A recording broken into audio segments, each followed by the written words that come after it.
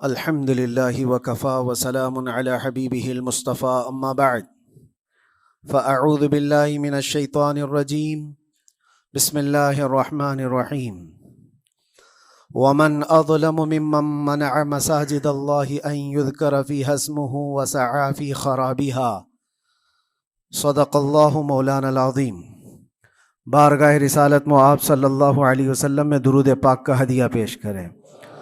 اللہم صلی علی سیدنا و مولانا محمد معدن الجود والکرم وآلہ واصحابہ الکرام وابنہ الکریم وبارک وسلم صلاة دائمة سرمدا ابدا۔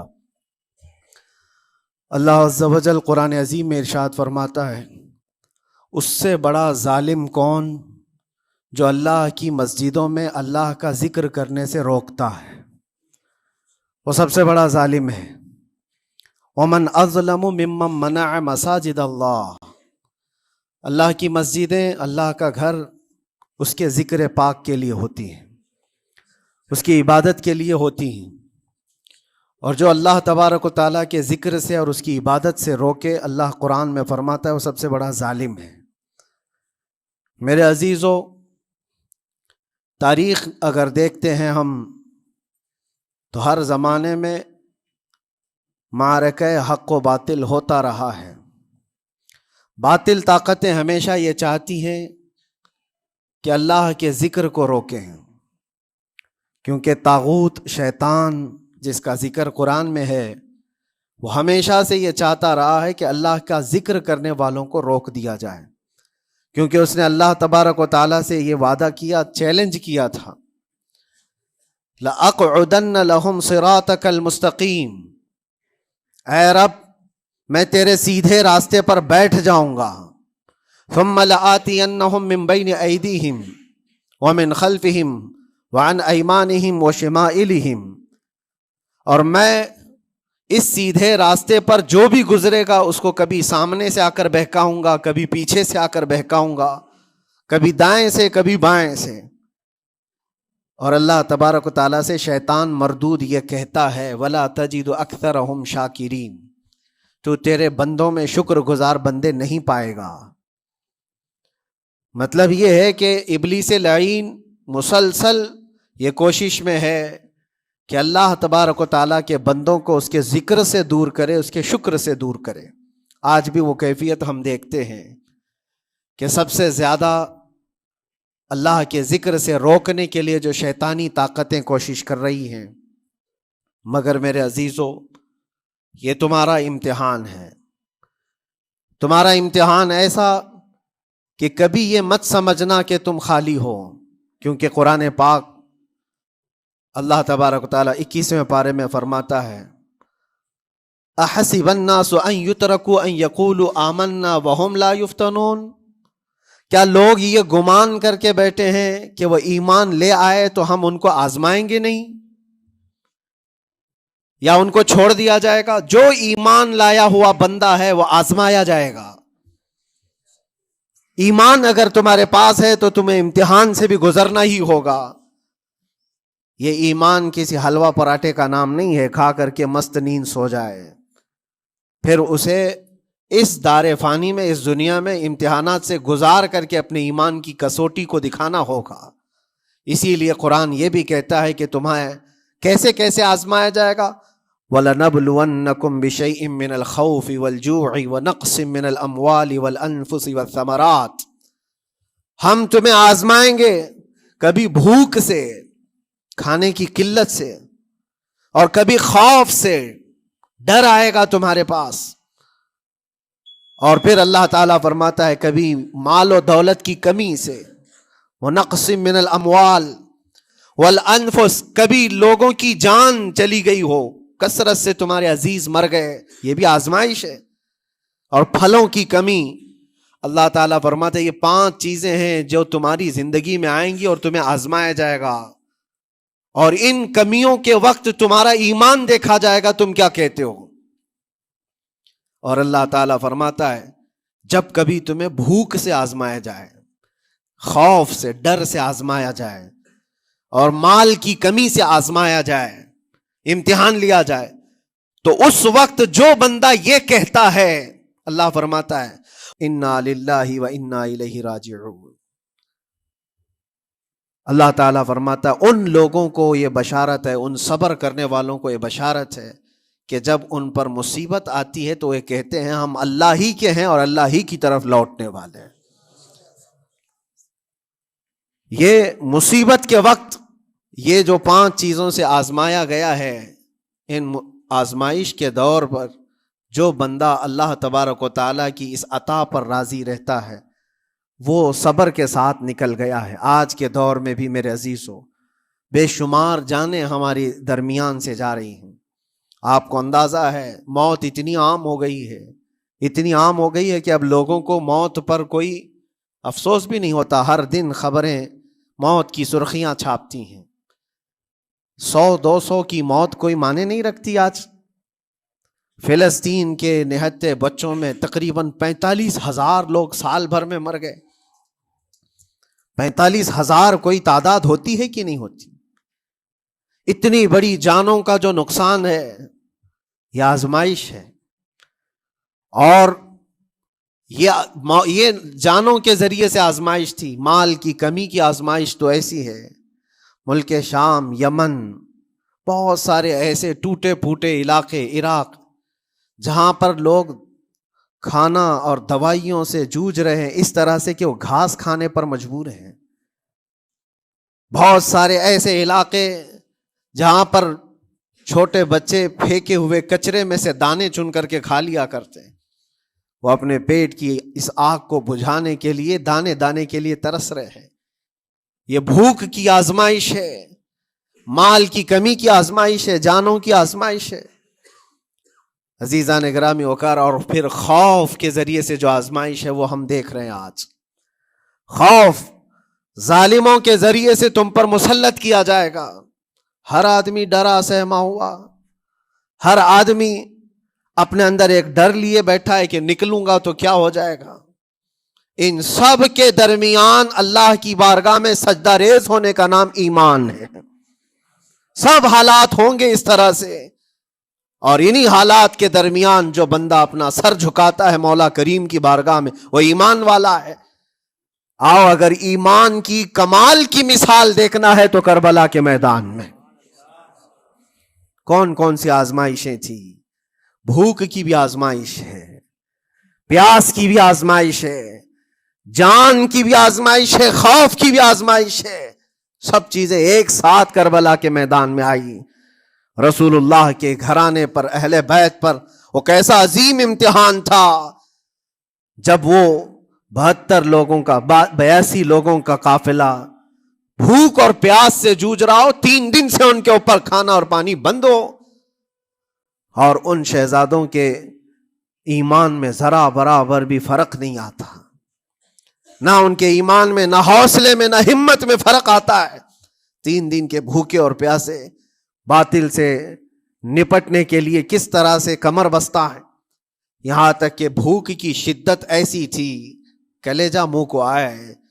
6 ماہ کا بچہ بھی روتے روتے زبان جس کی سوکھ گئی ہو، وہ ماں جو بچے کو دودھ پلاتی ہے اس کے سینے سوکھ چکے ہوں، دودھ ختم ہو چکا ہو ماں کے پستانوں میں، کیسی قلت ہوگی.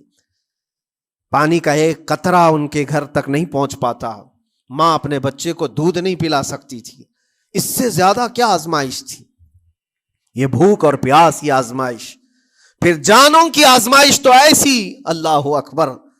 56 سال کی عمر کا وہ شہزادہ عالی وقار، سیدہ کائنات فاطمۃ الزہرا کا نور نظر، امام عالی مقام سید الشہداء امام حسین رضی اللہ تعالیٰ عنہ، جب میدان کربلا میں لاشوں کو اٹھاتے تھے، کتنی لاشیں اٹھائی، کبھی بیٹے کی، کبھی بھتیجے کی، کبھی بھانجے کی، کبھی بھائیوں کی، کبھی عزیزوں کی.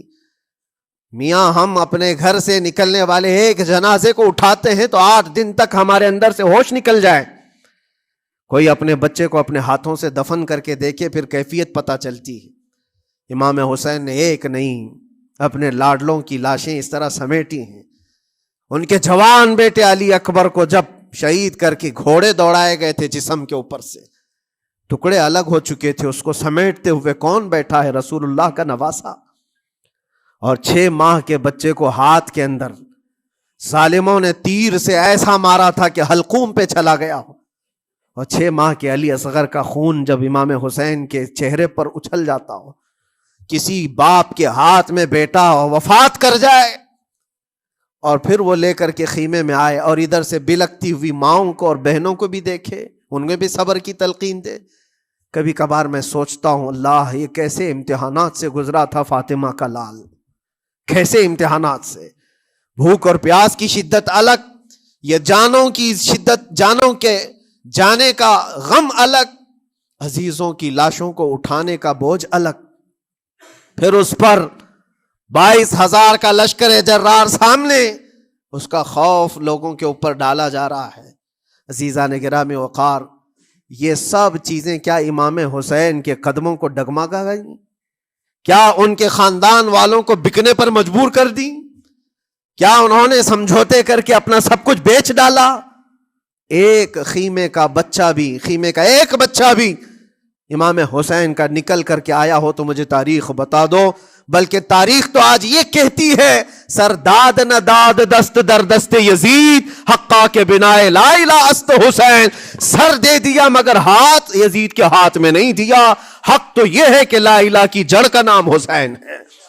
آج وہ امتحان قیامت تک کی تمہارے ساتھ ہوتا رہے گا، قیامت تک تمہارے ساتھ یہ آزمائش ہوتی رہے گی، کبھی بھوک سے، کبھی ڈر سے، کبھی جانوں کے نقصان سے.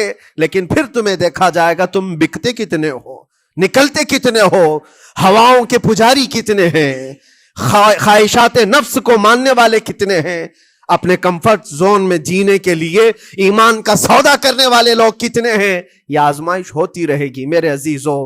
ایمان اس کا نام نہیں ہے کہ تم گھر میں آرام سے بیٹھے رہو گے اور کوئی امتحان نہیں ہوگا. امتحان تو ہوگا، آزمائش تو ہوگی. آج جو بھی حالات ہیں اس پر میں یہی کہوں گا، ایک بات ہو سکتا ہے کروڑوں مسلمانوں کے دلوں میں آج یہ نروس پن آئے، اتنے برے حالات ہوتے ہیں، اللہ ہمارے ساتھ ہے یا نہیں؟ اللہ ہمارے ساتھ ہے یا نہیں؟ ایمان ہمارا صحیح ہے یا نہیں؟ اسلام صحیح ہے یا نہیں؟ یہ شک بھی شیطان تمہارے دل میں ڈالتا ہے. کبھی تمہارے اوپر مصیبتوں کے پہاڑ ٹوٹ جائیں تو شک ڈالتا ہے شیطان تاکہ تمہارا ایمان ڈگمگا جائے.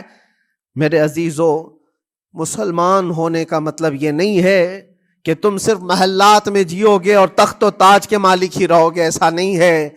ایمان والوں کو احد میں 70 جانیں بھی دینی پڑی ہے. بدر میں ان کے ساتھ جو معاملات ہوئے ہیں، فتح اگرچہ بدر میں ہوئی لیکن جنگ احد کا اگر منظر دیکھو گے، اللہ اکبر. وہ رسول پاک صلی اللہ تعالی علیہ وسلم کے شہدائی صحابہ جب احد کے میدان میں کھڑے تھے، 70 صحابہ کی ایسے جانیں گئی ہیں. اگر میں تفصیل بتاؤں تو بہت لمبا وقت ہوگا. ایک صحابی ہیں حضرت انس بن نزیر، پورے جسم میں ایک انگلی کے علاوہ کچھ نہیں ملا، کچھ نہیں ملا. شہادت کی ایک انگلی سے ان کو پہچانا گیا. حضرت سعد بن ربیع، یہ ایسے صحابی ہیں جن کا پیٹ پورا پھاڑ دیا گیا تھا اور 12 نیزے مارے گئے تھے. وہ سید الشہداء امیر حمزہ بھی تو اسی احد کے میدان میں شہید ہوئے، جن کو بھالے سے مارا گیا اور چیر کر کے ان کا کلیجہ چبایا گیا تھا. عبداللہ بن جہش اسی میدان میں انتقال کیے ہیں، جن کے جسم کے 80 ٹکڑے کر دیے گئے تھے اور ہر ٹکڑے کا ہار بنا کر ظالموں نے پہنا تھا، ہار بنا لیا تھا جسموں کے. یہ سارے منظر احد کے میدان میں ہوئے. اور کون سے ایمان والے؟ وہ رسول اللہ کی اقتداء میں نماز پڑھنے والے، حضور پاک کے چہرے انور کو دیکھنے والے. جب ان کے ساتھ یہ آزمائشیں ہو سکتی ہیں تو ہم کون سی گاجر مولی ہیں؟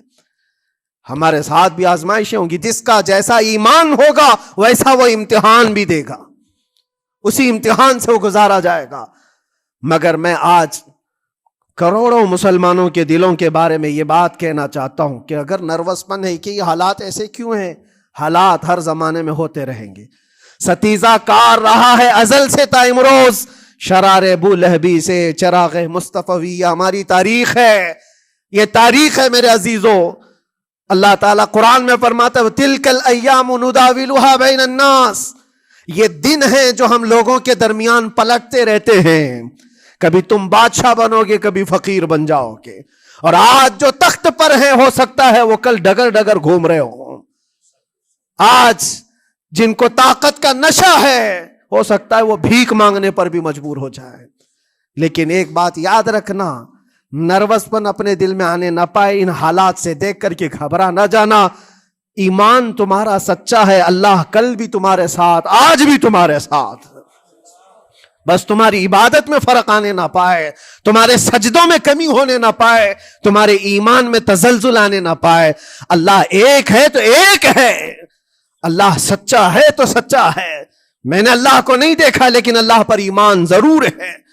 یہ یقین اور یہ عقیدہ تمہارا مضبوط رہے. ہاں ہمیں معلوم ہے، کچھ لوگ ہم سے پوچھتے بھی ہیں، اللہ تبارک و تعالیٰ پوری کائنات کا مالک، جس نے ہر چیز پیدا کیا اور اس کی عبادت کرنے والے ہو آپ، لیکن پھر اسی اللہ رب العزت کی یہ مسجدیں کیوں ڈھائی گئی؟ کیوں مسجدوں کو ختم کیا جا رہا ہے؟ اللہ کے ذکر کو روکنے کے لیے طاقتیں پوری مسجدوں کو ڈھانے کی کیوں بات کرتی ہیں؟ پھر اللہ کچھ کیوں نہیں فرماتا؟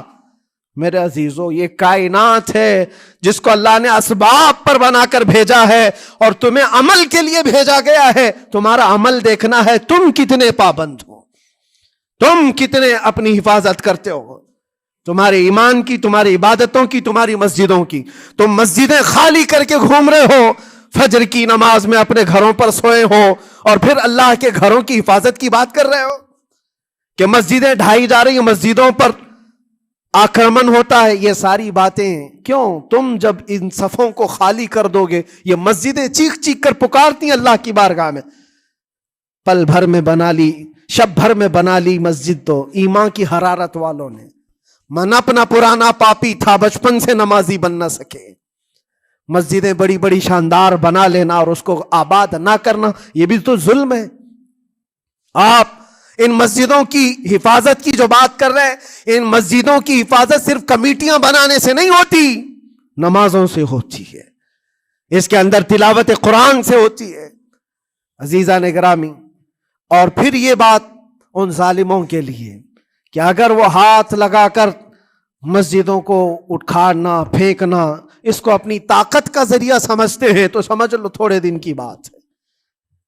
اگر اسی کا نام طاقت ہے کہ عبادت گاہوں کو مسمار کر کے طاقت کے تخت کو بٹھایا جائے، تو یاد رکھنا بڑھتے بڑھتے بڑھتے تمہارا نشہ کہیں تمہیں فرعون نہ بنا دے. اور اگر فرعون بن گئے تو انتظار کرو، اللہ تعالیٰ بڑے بڑے فرعونوں کو صرف پانی سے ہلاک کرتا ہے. بہت بڑے بڑے نمرودوں کو اللہ تعالیٰ مچھر سے ہلاک کرتا ہے. وہ ابرہہ بھی تو آیا تھا جو کعبہ ڈھانے کے لیے آیا تھا، ہاتھیوں کا لشکر لے کر آیا تھا، جس کا ذکر قرآن پاک میں الم تر کیف فعل ربک باصحاب الفیل. اے محبوب، کیا آپ نے نہیں دیکھا ہاتھی والوں کے ساتھ اللہ نے کیا معاملہ کیا؟ پورا ہاتھیوں کی فوج لے کر آیا تھا کعبے کو ڈھانے کے لیے. ہوا کیا؟ کعبہ کو ڈھانے کے لیے اتنی خطرناک فوج تھی اور مکہ والوں میں لڑنے کی اتنی طاقت نہیں تھی. اللہ کریم نے ابابیل چڑیوں کی ایک فوج کو بھیجا. ہاتھی کہاں اور چڑیا کہاں؟ کوئی مقابلہ ہوتا ہے؟ کوئی مقابلہ ہے؟ تصور میں نہیں آتا. لیکن رب تبارک و تعالیٰ کا ایک دستور ہے، بڑی بڑی طاقتوں کو چھوٹی طاقتوں سے ہلاک کرتا ہے. چھوٹی چھوٹی سی چڑیاں ایک ہاتھ میں تمہارے آ جائیں، ایک چونچ میں اور دو پاؤں میں کنکریاں لے کر آتی تھی، اوپر سے صرف وہ کنکریاں گراتی، ہاتھیوں کے پیٹ پھٹ جاتے اور آگ لگ جاتی تھی. اللہ تبارک و تعالیٰ کی طاقت کا یہ مشاہدہ، قوت کا ایک ہلکا سا اظہار جو مکہ کی ان وادیوں میں ہوا منا، اور اللہ تعالیٰ فرماتا ہے فَجَعَلَهُمْ كَعَصْفٍ مَأْكُولٍ. اللہ نے ان کو ایسا کر دیا جیسے کھائی ہوئی مرغی ہوتی ہے، نوچ نوچ کر کے کھا کر چھوڑی ہوئی مرغی ہو. پوری فوج کی حالت ایسی ہو گئی تھی. کعبہ مکرمہ کو ڈھانے کے لیے آئے، تب اللہ تبارک و تعالی ظالموں کو کس طرح سے نیست و نابود فرمایا. ہمیں یقین ہے میرے عزیزوں، اللہ تبارک و تعالی وہ ابابیل بھیجنے والا مولا آج بھی زندہ اور ہمیشہ زندہ رہے گا. وہ حی اور قیوم ہے، ہمیشہ سے زندہ ہے اور ہمیشہ زندہ رہے گا. لیکن تمہارا امتحان ہوتا رہے گا، تمہارا امتحان ہوتا رہے گا.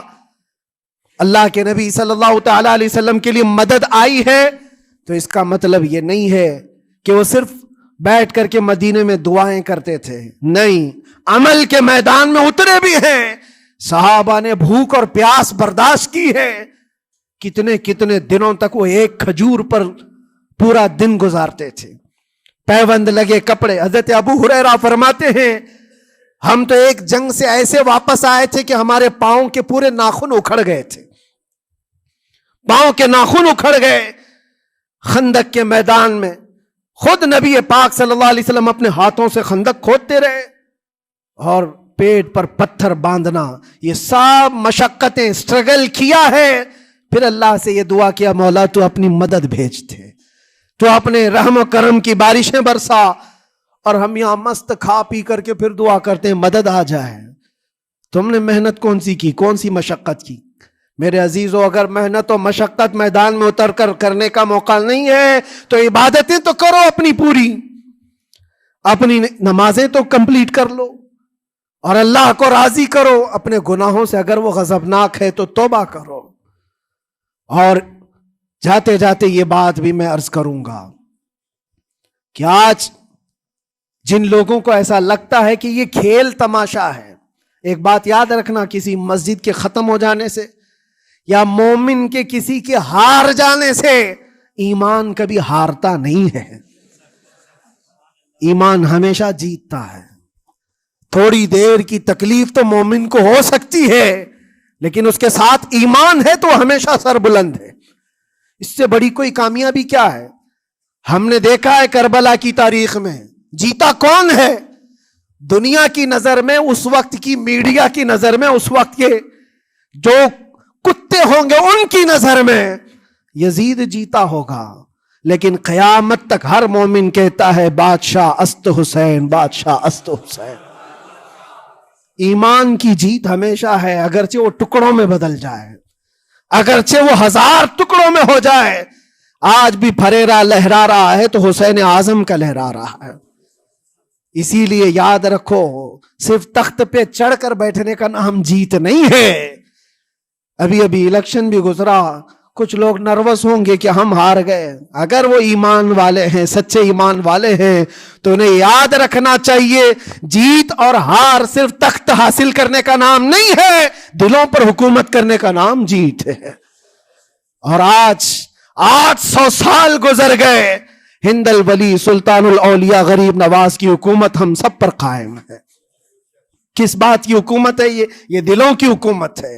اور وہاں جو ہاتھ لگانے کی کوشش کر رہا ہے وہ اپنے ہاتھوں کو بچا لے، آگ تمہارا انتظار کر رہی ہے، آگ تمہارا انتظار کر رہی ہے۔ اس لیے کہ اللہ فرماتا من عادی لی ولیا فقد آذنتہ بالحرب، جس نے میرے ولی سے دشمنی کی میں اس کو اپنے ساتھ جنگ کا اعلان کرتا ہوں۔